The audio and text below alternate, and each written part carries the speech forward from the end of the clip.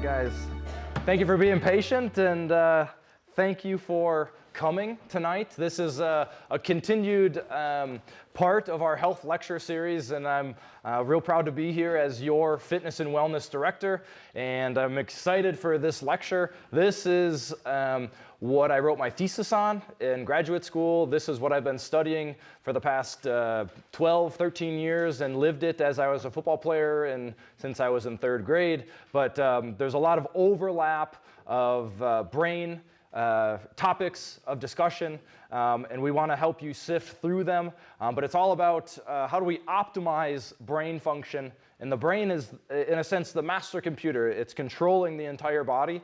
And if the brain is healthy, the mind is healthy, so too the body will follow in suit. And so come along, ask questions. I want this to be interactive if we need it, but hope you'll enjoy it.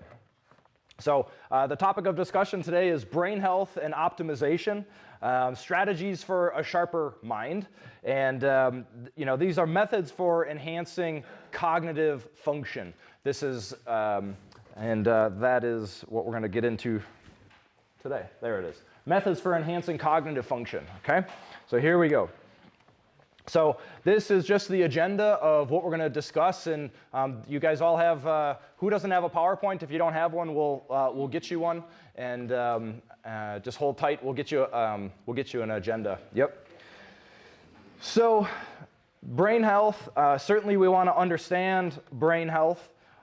What is a brain? You know, there's a lot of, we all have one, and sometimes I think more about it than my day-to-day, but everybody has one, and how do we maximize its function? We want to talk about neurological diseases of the nervous system, and we want to talk about treatment strategies. What can you take away from today to talk about certainly nutrition and brain function, physical exercise and cognitive performance, mental stimulation and cognitive enhancements. Certainly stress plays a huge role in brain function and lifestyle and manual therapies. I am considered a manual therapist. I practice acupuncture and Chinese medicine, so some of you have received treatment already, and certainly that is how I've been trained. But on my search, this is, I've been learning different modalities that I've kind of created my own playbook of how I am helping the community that we work with and things like that. So I'll share the playbook here later in the slides, and you'll have that. So I want to share this story here, and maybe I've told this in a previous lecture. These two plants, so my strength coach in college, this was my task when I was an intern as a strength and conditioning coach at Wisconsin, was we have two plants here. The plant on the left is fed water and Miracle-Gro and minerals, and this one was, it was my task to pour a beer into this plant every day. And so my coach was all about trying to get us to understand that your body itself is a garden. And we watched this one survive, and this one at the end had like a piece of pizza in it, and the body responds in a similar way. And if the body does not have the minerals and hydration, it wilts and it withers away. And so these are the things that, as an analogy, the body is a garden in itself, and we have to treat it as such. So what is a brain? Understanding brain health. The brain is essentially 77% water. The wet brain is a lot of fat and lipids. This is the insulation of the brain itself, and then the proteins make up the nerves and the wiring of the brain. And then the carbohydrates is the energy, as energy for the cells, and it's delivered through the blood, and that's only 1% to 2% of the brain itself, but this is the fuel. All of the food that we eat is converted into carbohydrates, and this is our fuel. So to say that I should avoid carbohydrates altogether, that's actually not the best, because your body needs carbohydrates. And there's some, a lot of trendy diets, if you will, on just eat steak every meal. Who's heard that topic? Yeah, just eat steak every meal. And I don't know if that's the best. Some people can live off of that carnivore diet, and there's something to be said for it. But at the end of the day, it's balance. A balanced diet is really the key to a healthy body. Key concepts that we're going to talk about tonight is the body itself is electromagnetic. The body has a resonance field. This is what we call a field theory. The body is resonating, has an electromagnetic field around it, just like the Earth has a field, and it has a polarity. And across all of the nerves, there is an electric spark, and that's how the body communicates. On, off, trillions and trillions of times throughout your life. And the human body is an entity of systems. Central nervous system, the organ systems, the circulatory system, the lymphatic system. And when we talk about a healthy brain, all of these systems have to be operating and not underfunctioning, not clogged up. When we talk about disease, there's many levels to a problem. And when we study it in clinical setting, it's actually very difficult to study these things because it's difficult to isolate. In a clinical setting, that is certainly something that they attempt to do, is isolate one cofactor and try to study that and trace that along. But that's one factor in a huge engine of the human body itself. And so when we look at clinical research at how do we optimize brain function, there's many systems at play. And so we're going to go through a couple different levels of the body itself, just so we can understand and kind of paint the picture of the body itself. This is your lymphatic system and your immune system. This is how the body cleans waste out of the body. And you can see this is our filtration system. So this is not my fish tank, but this is a fish tank. You want clear water flowing through your lymphatic system. And this system runs right alongside the circulatory system. And so they run parallel to each other. And if you can see in the head here, this is the lymphatic system of the brain. Too small on there? Okay, no problem. Well, this lymphatic system has a plumbing system that goes into the brain. And the brain and the body itself is always dying, regenerating. And so what does the body do with the waste of cells? You have to clean that out. And so we have to have hydration to flush out the dead tissue, and we have to have enough food to regenerate the tissues. So this is a key function of the body and the immune system, is having an optimal lymphatic system. And this is also something important to note, that the movement of the fluid in the lymphatic system is powered by the breath. This is why exercise, when you breathe heavy during exercise, you're moving lymphatic fluid throughout your system. Breath work, I'm huge on breath work. This is a tool that you can use to pump fluid through this system. Number two here, this is your skull. And it is a puzzle of bones that are puzzled together. These harden as we age. So I have a 2-year-old, and these are very soft parts of the head, especially on the top of the head. But even as an adult brain, there is still movement and compression of the skull. And this pumping action is how the body pumps fluid into the brain and out of the brain. So the cranial sacral rhythm is linked to this lymphatic system. Has anybody heard of the cranial sacral rhythm? Yeah. So this is your natural rhythm of the body. And so we expand and we contract. And that's essentially all that we can possibly do. And that's how your body is like a hydraulic press of moving fluid throughout the system. Like I said, I studied concussions. When you have an impact to the skull, these are cranial faults. And the bones of the skull slide, or they overlap, just like the like the California fault lines. When there's an earthquake, the faults overlap with one another. When you have a blunt force injury to the head, these overlap. And so when we talk about craniosacral therapy, it is a gentle manipulation of the skull to free up space and movement of the skull to optimize this pumping action of craniosacral fluid from the tailbone up the spine, into the brain, back out, and this is your craniosacral rhythm.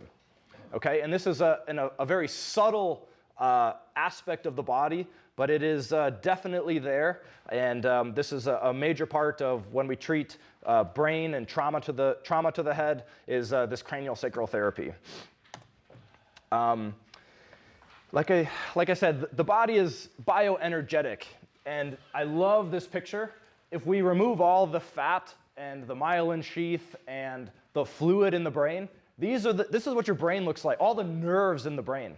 And just look at the intricacy of that, and it's very delicate, and in between all the synapses is a lightning storm, and hopefully it's synchronized. When we talk about trauma and confusion and fatigue, the lightning storm loses its connection, and we have sparks across synapses. And so the goal is to have a lightning connection across synapses, and this is something when we talk about how do we energize the brain itself, is we want to put fuel into the system to optimize the electricity flowing through the wires of the brain, the nerves. So we have to talk about some common neurological diseases, and there's actually a lot of overlap in diagnostics, and there's a lot of, like I said, overlap. And so again, this is a nerve, and again, there's bioelectricity being passed along. These little hot dog looking things, this is the myelin sheath, which is this is the insulation of the nerve itself. And that's basically lipid and fat, and that's what insulates all the cells. So to avoid a fatty diet, your body needs fat and cholesterol to insulate all the nerves. And so that's a major part of when we get to diet, is we want to make sure that we have optimal insulation of the nerves, so then it can communicate that lightning through the nerve, and it doesn't have leakages of energy and leakages of sparks. Like I said, you want that lightning through the nerve. So certainly Alzheimer's disease, Parkinson's disease. Alzheimer's is often characterized as amyloid plaque. This is plaque buildup. The brain shrinks, and I won't get too much into depth on all of these different things. So you know what? Alzheimer's, amyloid plaque. Parkinson's, it loses these are all degenerative diseases. And so Parkinson's is certainly the tremoring of the nerves and things like that. Lou Gehrig's disease is multiple sclerosis. This is the demyelination of the nerve cells, which is this, again, these fatty insulation of the nerve itself. Chronic traumatic encephalopathy, that's CTE. So that is, I guess, my career work as of late, is to prevent brain damage in myself. And when I played football at the college level, I had cysts on my brain and a microbleed and trauma and headaches and vertigo, all caused by concussions. 12, 13 years ago, they didn't link concussions to a lot of these things. And so I had chronic headaches, vertigo, and the doctors were like, we don't know why you have all this. But I was getting hit in the head 50 to 100 times a week. And it accumulates over a lifetime of a career. And so this CTE is categorized by scar tissue, essentially, that forms on the brain, which clogs up the plumbing, which clogs up the blood flow to certain areas of the brain. And it can potentially lead to all of these different brain diseases. Stroke is a neurological condition. Certainly, it's a bleed from within, if you will.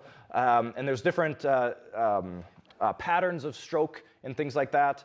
Before I got here, I was actually working in a post-stroke rehabilitation setting, and we were helping to rehab stroke patients with scalp acupuncture and helping to restore their paralysis with acupuncture. And so this is kind of, if I hadn't gone through all of my concussions, I wouldn't be studying all of these different things, but stroke actually responds really well to acupuncture, and we'll show you that here in a second. Certainly dementia, another degenerative umbrella term for brain disease, unfortunately, and this unfolds over many years. Dementia, Parkinson's, Alzheimer's, this does not happen overnight. This is developed over multiple years, maybe even decades. And so the goal, when we talk about lifestyle, is how do we prevent these things from happening? Honorable mention for neurological diseases, headache, vertigo. Vertigo is interesting. Sometimes it's a vascular problem.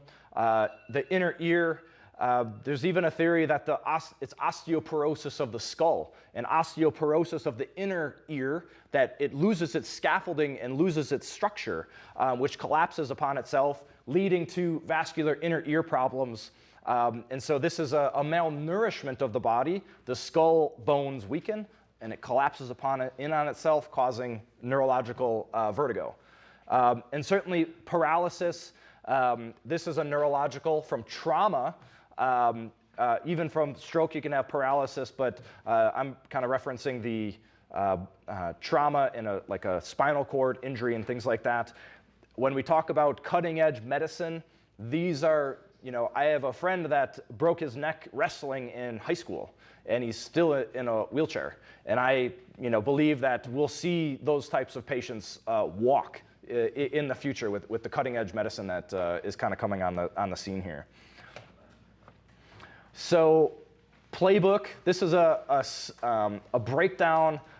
Top 5 playbook of for brain health, of course, but as a playbook for what we're trying to help use in the community as a whole, here in this community, is certainly we want to talk about diet, nutrition, supplementation. That's going back to that garden analogy. The body has to be nourished. Certainly physical activity helps with blood circulation. You have to be fit. You have to keep the blood flowing, and it's so important. Cardiovascular, strength training, Tai Chi, weight training, these are all different aspects of exercise. I always say exercise is like picking music. You just have to find something that you like and enjoy, because you have to do it consistently, day in and day out. To do one workout, unfortunately, that's not going to get the job done. So how do you fit this into your life? I think the community aspect and having groups of workouts, I just think that's a major part in the consistency of getting plugged into a program. Certainly the manual therapies is important. Acupuncture therapy, craniosacral, these are all have been shown to promote blood circulation up to the brain. Please. Is there a place where we can get craniosacral therapy? Do you do it here? Right here, yeah, definitely. And Elena is actually trained in craniosacral therapy. And because it is so subtle, it takes maybe a little time to develop that, to feel that rhythm. But definitely there's craniosacral therapists in the valley here, and it is a specialized form of medicine. A lot of DOs, doctors of osteopathic medicine, definitely will practice that, but it is a very specific form of treatment, and it is very unique, and I've used it tremendously as well. Next is certainly meditation, neuroplasticity. These are positive functional and structural changes that occur in the brain when we turn the attention inside and meditate. Meditation is a skill. It's very difficult, and there's many different styles, but it seems when we loop the attention inside that it creates this it improves the resonance pattern. So it's a way to charge up the nervous system, and there seems to be structural changes that happen when we meditate. And so I think we're still sorting that out, but as ancient as meditation practice is, it lasted this long for a reason, and it's a very precious thing. Even prayer is a form of meditation, and these are, sometimes we have to return back in, and that's a very special thing that if you can get into a practice, it can really help a lot of people. Lastly here, environmental elements, pollution, radiation, these are all things that the desert and the air is harsh. And so sometimes it can weigh heavy on all of these different systems that we just talked about. But it's like, how do we cleanse the body of toxins, of radiation, and things like that? And certainly environment, social connections, these are also something that's very important for brain health. We need community. You can't go it alone. I just think that it's a very important thing to stay connected to others and family. And that has health benefits to that maybe are more important than some of these other things, but the connection with others can really help the nervous system. Certainly stress, like I said, this is another aspect of the environment, if you will. So chronic stress, these are all can cause structural changes, memory, it can cloud your thinking. Stress is never good, but certainly exercise and meditation and finding ways for stress management. These are all different systems that you can plug into your life that can help you manage stress. And whenever we have a stressful situation, the body releases adrenaline. It's a survival mechanism. But we only have so much adrenaline in our body. So sometimes it leads to what's called adrenal fatigue, which taxes your adrenal gland, your kidneys, which leads to low back pain, which leads to digestive problems. And so again, the system is interconnected, which when we talk about holistic medicine, we have to remember that all the systems in the body are interconnected. In Western medicine, I think that's an area where they're lacking. You go to a cardiologist, they're only going to talk to you about your heart. You go to gastro, they're going to talk about your digestion. But really, they need to sit in a room and have a conversation of how they can not be so siloed and really have cross collaborations. Okay. Our delicate brains. I love this picture. This is how we used to test football helmets. This here. And I put this on here. This is, I guess, what my life was since I was in 3rd grade as a football player. Not necessarily running into walls, but running into 6'9" tackles at University of Wisconsin. But I love this. This is how the brain is floating in water, and any impact will cause it to shift in the brain, and it's hard to watch. Definitely, yeah. And so. What is that? It's jiggling. That's the brain. It's a brain. I think it's a model. Joe, but your brain moves that much? Yes. Yes, it does. But maybe not that much, but because we have skull and dura that holds it in place. But a high velocity impact will cause the brain to stretch and recoil back together. And this is the problem with concussions. And although maybe a concussion won't cause a bleed or physical trauma, but at the cell level, it's damaging all of the cells. So that's not good for the brain. But somehow we love to play football and hockey and rugby, and the boys love it. And so, but this is what the problem is with concussions. If you do that 1,000 times over a year, you're going to develop some scar tissue on the brain. These are some brain images of brain tissue. This is what your healthy brain should look like. As you get trauma, you basically get scar tissue that forms in the brain tissue. And this little scar tissue plugs up all of the microcapillaries. And so it limits the blood flow. And over time, the tissues lose their oxygen, lose their nutrients. And this is when we talk about degenerative brain diseases, is the scar tissue prevents blood from getting to certain areas of where you have trauma. So if you have blunt force injury to the front of the head, you're going to have this scar tissue in a sense of if you've ever seen a wrestler's ear, cauliflower ear, you essentially get cauliflower on the brain a little bit, and it scars up as a protective mechanism, but it interrupts electrical connections and blood flow. And so this has been what I've been studying, is how do we get new blood down into that area, flush out the scar tissue, re-nourish the tissue so you can free up some of the space and some of the injuries and things like that. So different CTE stages. And this one looks worse, but if you look at, it's only this little speck. And that's enough to cause confusion and things like that. And so this image is zoomed in, but like these little specks on the brain, it's like those old fireworks where you pull the two strings and it pops. That's what's happening to the nerves. It's a last call for survival to survive. And so when the brain stretches with impact, it's like you're getting a chemical burn on the brain. And that's what the scar tissue is when we talk about concussions. And so it's like, how do we heal that? That's our. What is it? This is Alzheimer's disease.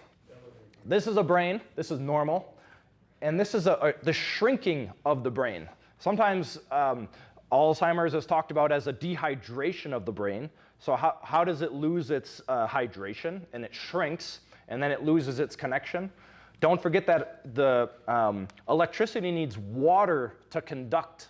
So if the brain dehydrates, it loses its ability to conduct electricity because essentially the brain is dehydrated. So that's why hydration is such an important part. But these are just different images of brain tissue and things like that. If we zoomed in, this is what your nerves look like inside. And this is the protein, essentially the scaffolding that supports your nerve inside. And again, when this stretches, it damages these proteins, and then that is released into the surrounding areas, and that's what collects as those little, as this stuff here. These are all little proteins, okay? In Alzheimer's disease, it's considered amyloid plaque, which accumulates. In CTE, it's tau protein, but tau protein are essentially these little tangles. So when the nerve is stretched beyond its limit, these little tangles just fly everywhere, like colliding electrons. Whoop, it goes everywhere. And that's tau protein is also found in Parkinson's disease, Alzheimer's disease, and so it's the denaturing of the nerve itself. And so when we talk about an analogy here, what happens is similar to when we stretch saran wrap, it's still there. It doesn't rip in half, but the nerves disassociate and they lose their ability to connect. And so if we can prevent trauma, certainly that is one thing. But this is when we talk about the disconnected circuits within the brain, if we can run electricity through the nerve, it reestablishes this disassociated nerves. And so that's a treatment strategy for stroke, for Parkinson's disease. And so scalp electroacupuncture is a way that we can try to reestablish that resonance pattern in the brain. So these are acupuncture clinical studies, so I had to throw this in here. It's a list of so there's thousands of studies on acupuncture and the health benefits. This is a list of them. On the bottom here, as it talks about stroke. So this is a case study on 20,923 cases of paralysis caused by stroke. And this is a scientist from 1970 to 1992, very long study, big patient pool. And these were the percentages of recovery. And so over time, it had a 95% success rate of recovery from scalp acupuncture, from paralysis, from stroke. But also, you get a little momentum anyways. Was it the acupuncture itself, or was it just momentum and they healed over time? But these are some of the studies that just acupuncture helps upregulate nerve growth factor, modulates the nervous system. So there's a whole menu of things that acupuncture does to the brain and the nervous system. And so it's a manual neurological treatment that can be really subtle and very powerful and can help get blood flow up to the brain, which is sometimes very, very difficult to do. I love this video. This is acupuncture under thermal imaging. And so it's a minute long. So the practitioner here puts a needle at a very common acupuncture point here in the wrist, in between the thumb here. And over time, just stay with me here, you'll see the temperature changes over time. A little fast forward. And so now the blood flow is coming here, starting to warm the tissue. Increased blood flow will bring warmth to the tissues. Now the fingertips are starting to turn yellow and red. This is over the course of maybe 20, 25 minutes from an acupuncture treatment. But you can see now the fingers are really red. Now the hands are full of blood. And I just think that's such an amazing, so from the start, hands are cold and blue, very limited blood flow to the hands. And then when we fast forward it to,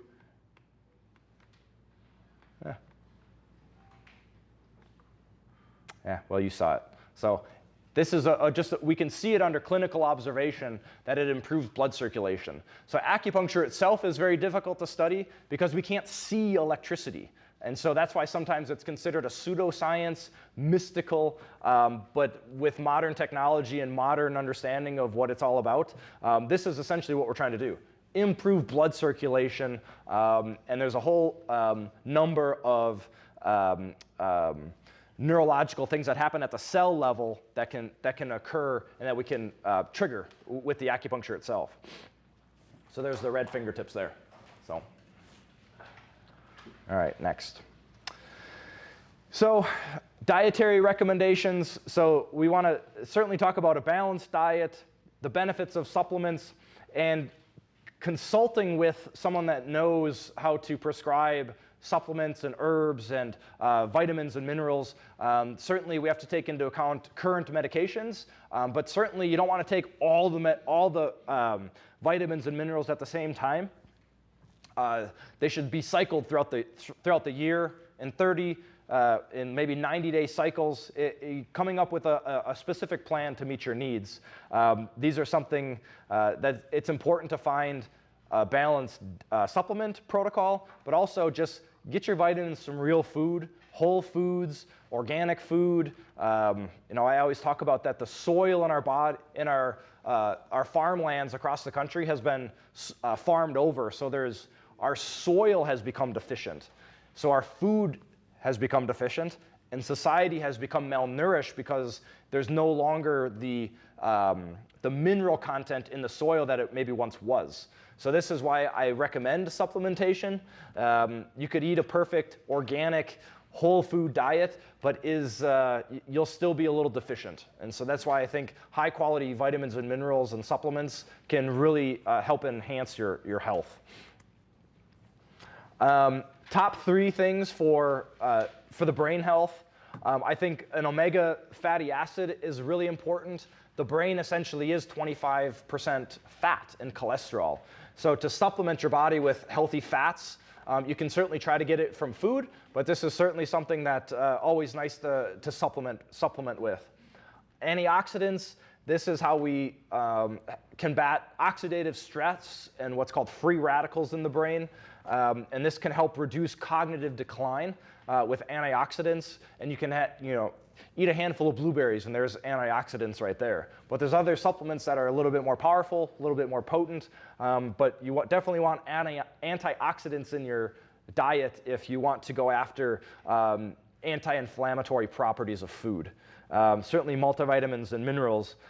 These are just some examples of, first of all, products that we sell here. The multivitamins, this second one here is fish oil, selenium.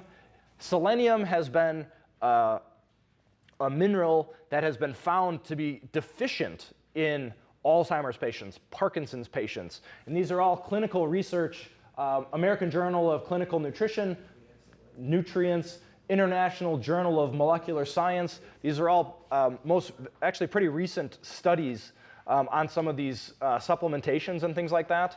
So I try to make recommendations off of some sort of clinical research, not just personal bias. So this is being researched at the highest levels in all these journals and things like that. There's people smarter than me trying to study all of these things, and so I try to use their work to make recommendations off of that. And selenium is certainly at the top of the list, especially for any neurological condition. This is resveratrol. This is kind of come on the scene as of late.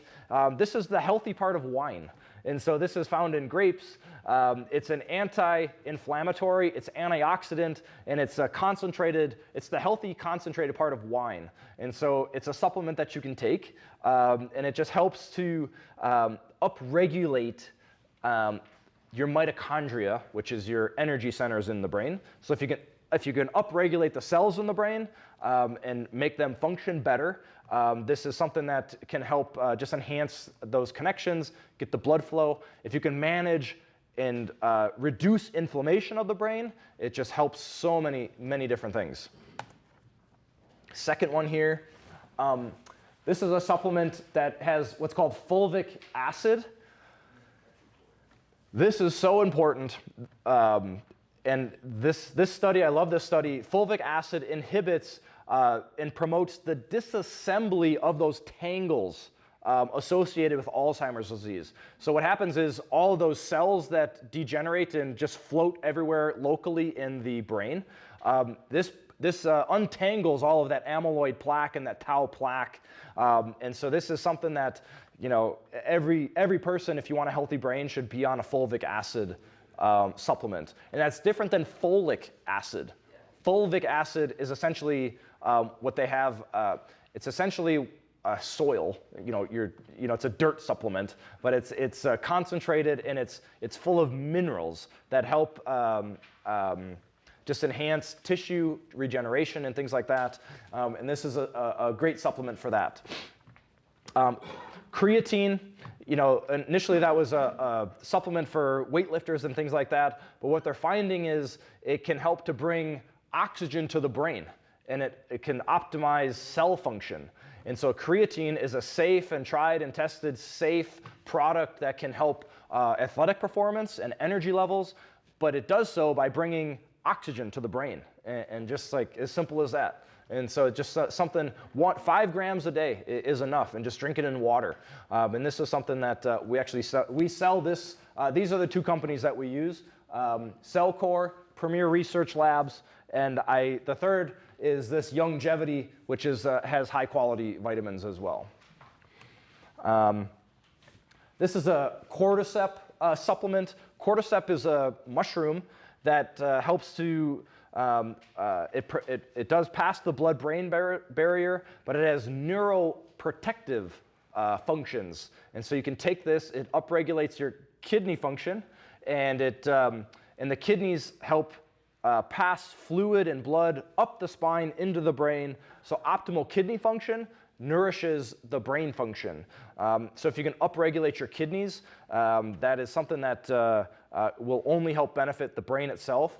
This is a study from the Journal of Stroke and Cerebrovascular Disease in 2022. Again, that's a fairly new study. It's not even, sometimes it takes a decade for doctors to start talking about this. And so we want to be on the cutting edge of these are some of the things that are researched, and they're having success in these clinical trials. And certainly, lastly here, a B complex. B vitamin supplementation is associated with slowing the cognitive decline. B vitamins are important for nerve function, energy levels, and so this would be part of the list of things that I would recommend for not just brain function, but overall wellness as well. Physical exercise, charging the engine. When we exercise, all of your muscles are stacked up like a batteries in a flashlight. And when you exercise, you're passing electricity and blood through the muscles. And again, you're charging your body by passing electricity through your body. These are images from a book called Polarity Therapy, which was written by Dr. Stone in maybe the 70s and 80s. But it's all about the polarity centers of the body. So right hand positive, left hand negative. They always say that the right hand in Chinese medicine is female, left hand is male. My Chinese professor always said that's because women are always right, and so it's part of the yeah, definitely. So it's okay. And they are, believe me. More letters on your name for that. Yeah, okay, no problem. So, but no, but we'll send her the link. So she hears me talk about the brain all the time, so she's like, all right, we got it. So it's just we're the team effort, so it's good. But yeah, the benefits of exercise and aerobic exercise, it's all about blood flow, improving electrical flow, improving neurological function, neuron growth. When we exercise, we cause the nervous system, we stress it, and then the body has to adapt accordingly. And so all of a sudden that the body starts growing new nerves. And if you do this time and time again, a garden doesn't grow overnight. This is why an exercise program has to be over a course of time. And so exercise is such an important part of lifestyle. Cardiovascular and strength training both have important benefits, but it's like picking music, like I said. Mind-body exercises like Qigong, Tai Chi, yoga. This is a way to connect body to mind, body to breath. These are all things that have neuroplasticity in them, that are ingrained in them. When they were created Tai Chi, it wasn't like, okay, how can I improve brain function? It's how can I improve balance, overall wellness? How do I charge the body? Qi, which is in Chinese medicine, that's essentially electricity, bioelectricity. But that's what Chinese medicine is all about, and acupuncture is how do we flood the body with qi? And the breath is qi. This is what's running through the nervous system to power the engine that's keeping us alive. And certainly stress reduction, enhancement. And so it's interesting that the slower the movement in Tai Chi, the faster the nerve has to operate and the faster the electricity is flowing, because you have more proprioception, you have more control over a movement. So it requires more electricity to do a slow movement than a very fast, jerky movement. And so it's a very interesting way to train. Please. A quick supportive comment. Please.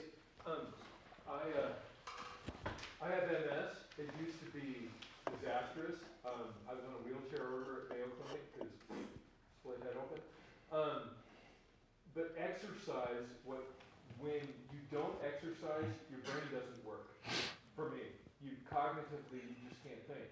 And as I healed, I started exercising more, and all my cognition came back too, which is nice.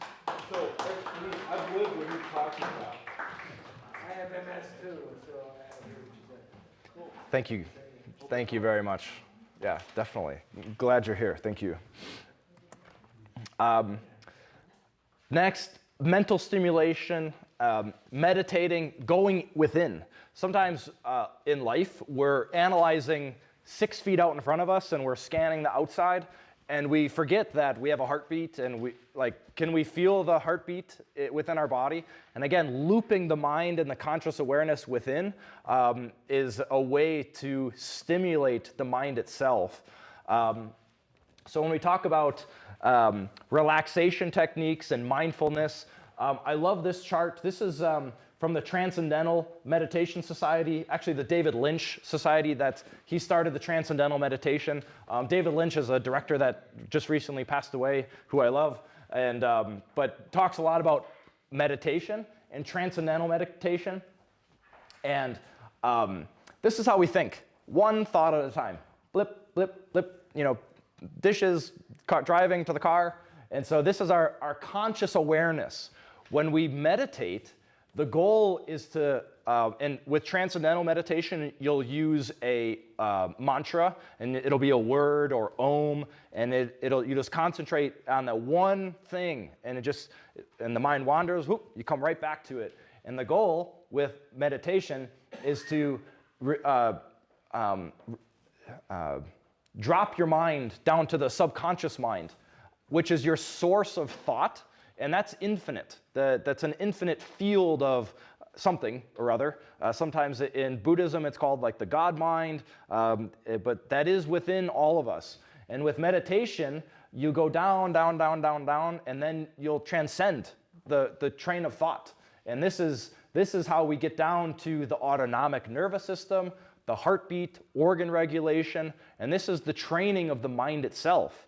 And so transcendental meditation teaches you how to calm the mind, so it's not so busy up top with different thought, but to come down like mucky water.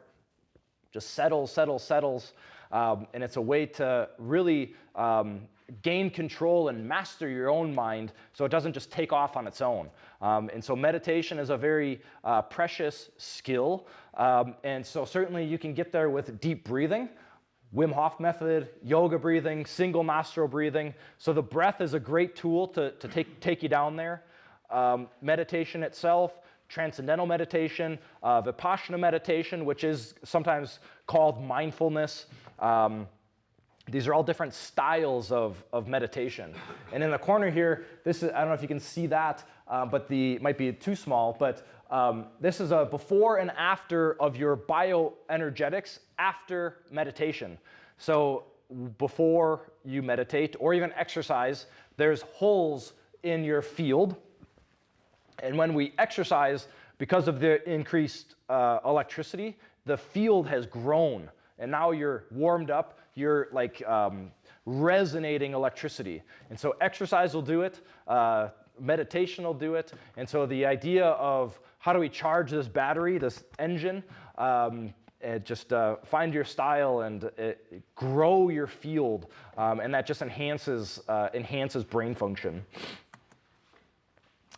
Certainly lifestyle choices, take control of your health. We're in the driver's seat, and certainly, it's harmful substances, drugs, alcohol. They always say alcohol puts inflammation everywhere, and it's just something to take into consideration. Both of my grandparents actually owned taverns, so that was my great grandparents, and so like I get it, and so it's just like, and I'm from Milwaukee. And so just, get the kegs out, but just, if we're truly trying to go after brain health, this is something that, like I said, alcohol puts inflammation everywhere, and we'll just kind of leave it at that. But, the long-term health risks, all of this, the body keeps count, and all of this adds up, and it accumulates in the body. And certainly it's just something to take inventory of.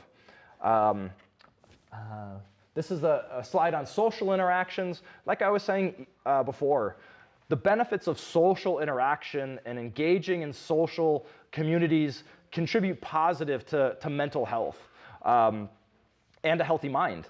And this is cognitive function improvement, and the community can be emotional support.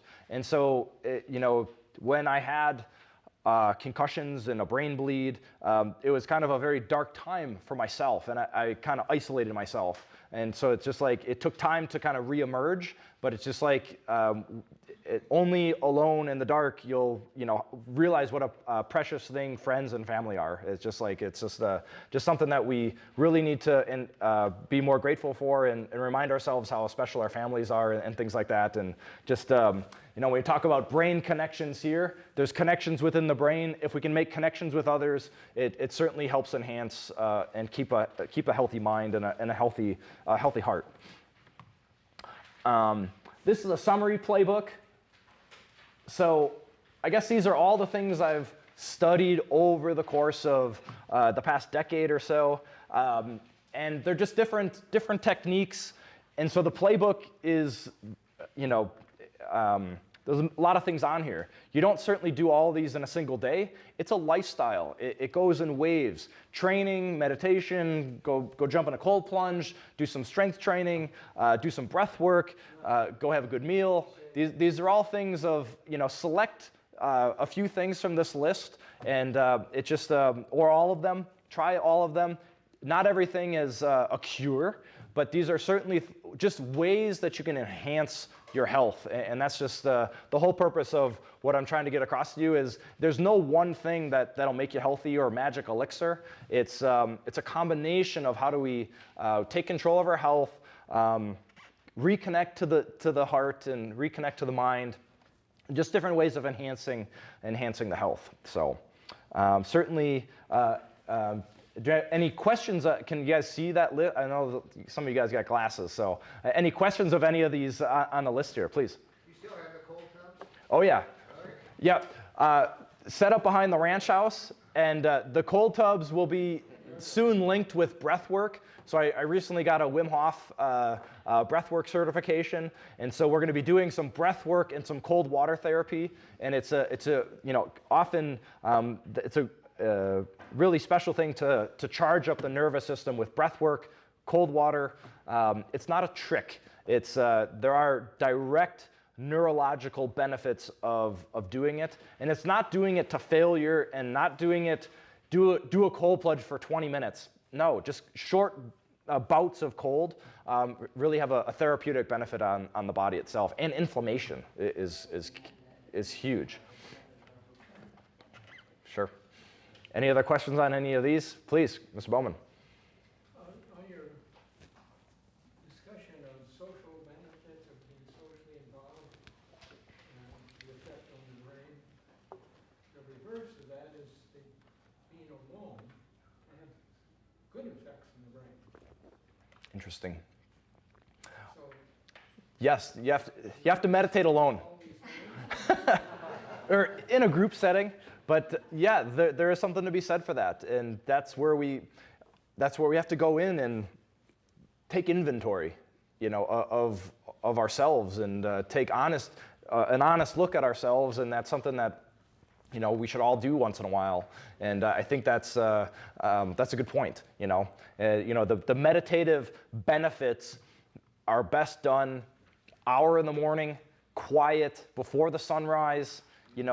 Before the world gets up, because then you won't get distracted. It'll help, because the world is busy once it gets going. So to try to do meditation on a busy morning, it's difficult for the mind to focus.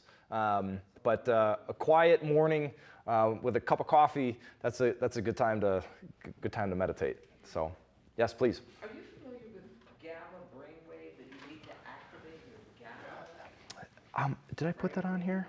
So I did mean to put that on here. So the brain is working off of frequencies. And so when we're excited and in an athletic competition, the nervous system has a wavelength. It's like primed. When we talk about deep meditation, the brain waves go down and it's a more calm wave, but it's actually a more powerful wave. And so there are ways to, with neural feedback is a way to measure what state is the nervous system in. And so there's certainly there's neural feedback things. You'll hook it up to the ear and it'll measure the frequency output of the nervous system. And so with meditation and training, it's a way to help to I guess control your nervous system to get into a new rhythm, if you will. When we're clutter mind, the nervous system is hyperactive and all over the place. Like I said, we want that consistent lightning in the brain that's strong and connected. We don't want it all over the place, like chasing squirrels like a dog. Yeah. So, but yes, there are different ways to go about it. But it's like we can measure it with those types of devices, but I think sometimes those are distractions of really getting down and meditating and sitting there for an hour, which is very difficult to do. And just like that's plenty.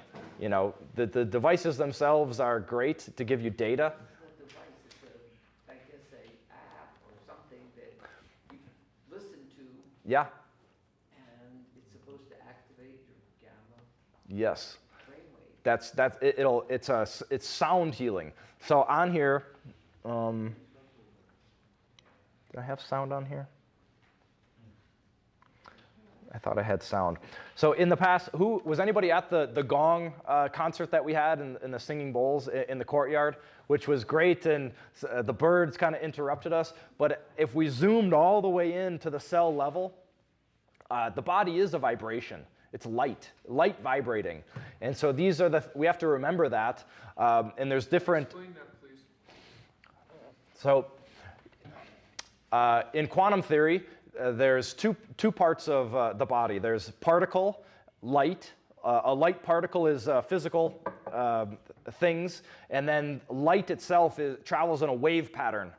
And so everything before it becomes solid matter is essentially a wave. And only upon observation does a light particle transfer from wave potential, and it collapses itself into material.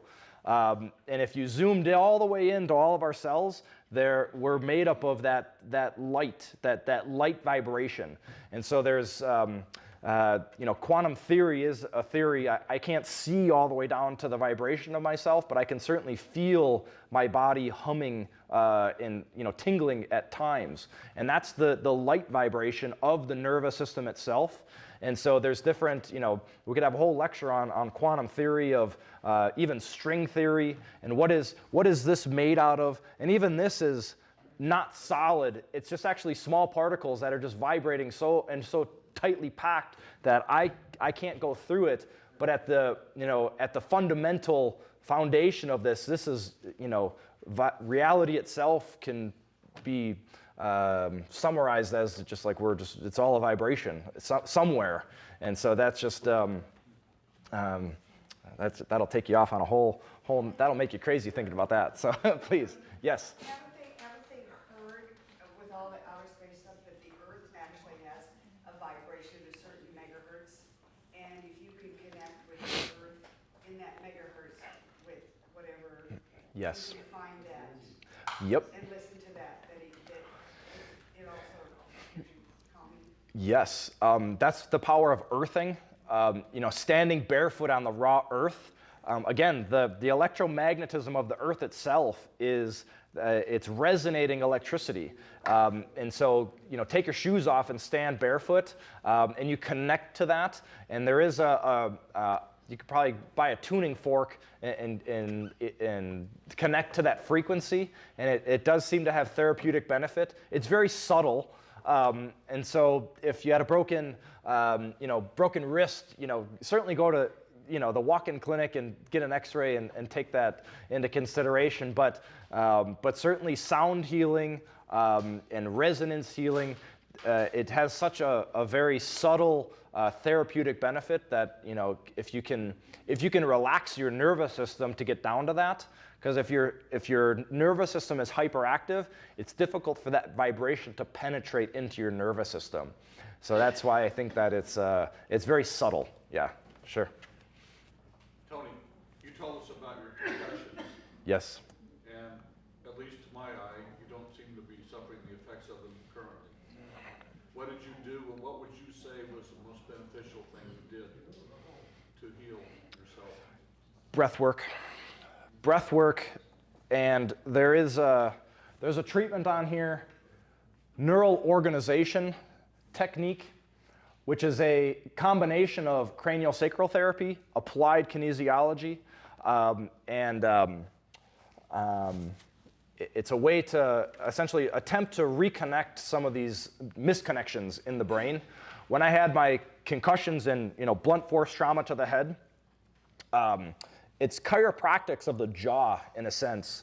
And so the roof of my mouth was actually found to be slipped down. And so it was putting unwanted, it wasn't in place. So the practitioner had to, go inside my jaw and do like a chiro adjustment inside the jaw and, release this. And so after those treatments and kind of putting my skull back together, I guess. It seemed like the lights kind of came back on a little bit. So this is a neural organization technique. When chiropractics were formed and developed, there were multiple schools that kind of took off. The chiropractic, down the road, what is accepted in modern chiropractics, that was kind of took as mainstream. But there are other schools of chiropractics that took place, and I guess they're more subtle in a sense, and they use muscle testing and more of this energetic aspect of the body, and just that was one of the things a practitioner that I found took me through multiple treatments of that, and I've been trained in it as well. We actually do a lot of this neural organization technique here. I just don't necessarily call it that, but it's a combination of craniosacral, acupuncture therapy, and applied kinesiology, and that was just a very special thing that helped with that. But that kind of like reset my nervous system, and then it was nutrition, supplementation, the breath work, the cold water therapy, the acupuncture therapy. These are all things that I've been doing over the past 12, 13 years, and just piece by piece. 12, 13 years ago, my face was swollen. I almost flunked out of undergraduate because it was very difficult my short-term memory was interrupted with concussion. And the longer I didn't play football, the better my memory got, which was funny how that went. So please, go ahead.